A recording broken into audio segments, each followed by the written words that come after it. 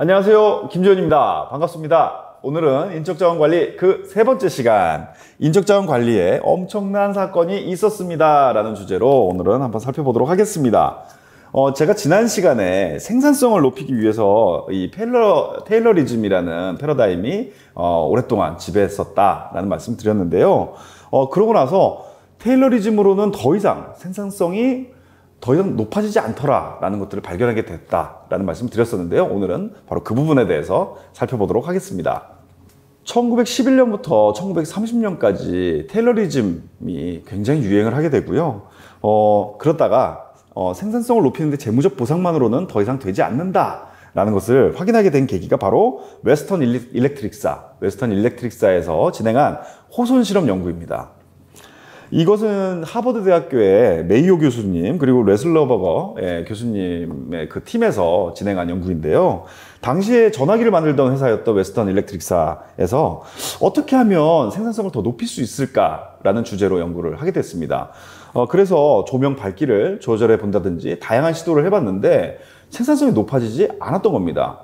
그래서 우연하게 발견하게 된 게 바로 계전기 조립 실험 연구였었어요.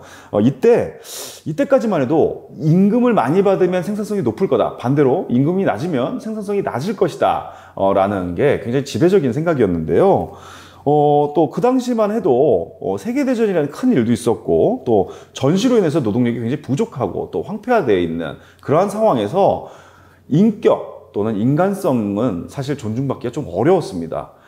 조직이 또 회사가 사람보다는 직원보다는 우선이다 라는 게 지배적인 생각이었죠. 그러다가 이 실험에서 생산성을 높이는 아주 중요한 요소가 바로 작업 환경, 돈 이런 게 아니라 우호적인 환경이더라 라는 것을 발견하게 됩니다. 예를 들면 직장 내에서 친구들과의 관계 또는 비공식적인 그러한 모임이라든지 동호회라든지 이런 것들로 인해서 심리적 안정감을 얻게 되고 이게 바로 생산성 향상으로 이어진다는 것을 발견하게 됩니다.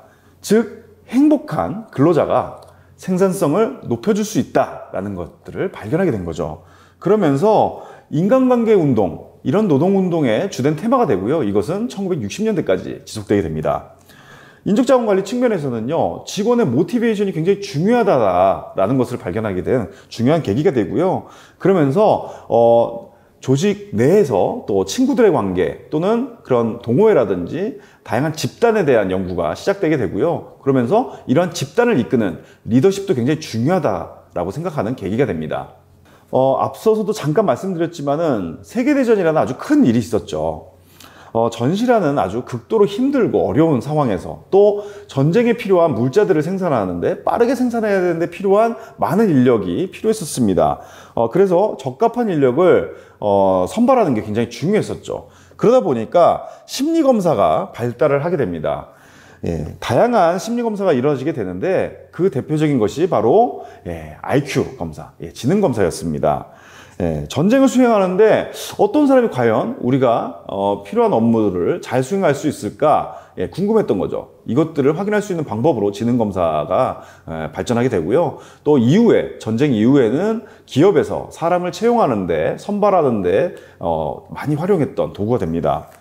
그러면서 또 인적자원관리 측면에서 굉장히 중요했던 것이 바로 1963년에 미국에서 인적자원 관리와 관련된 법률이 제정된 게 아주 큰 사건이었고요. 이로 인해서 인적자원 관리 활동이 법적 제재를 받는 계기가 됩니다.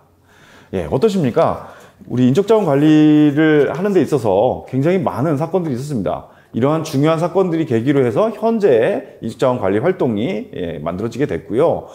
사실은 지금까지는 인적자원 관리보다는 인사관리라는 관점에서 주로 업무를 해왔는데 인적자원 관리라는 활동으로 전환하게 되는 큰 계기가 있었습니다. 다시 말씀드리면 기업의 경쟁력인 사람을 자원으로 보는 그런 관점이 생기게 된 중요한 사건이 생기게 되는데요. 이 부분에 대해서는 다음 시간에 찾아뵙도록 하겠습니다. 오늘도 시청해 주셔서 대단히 고맙습니다.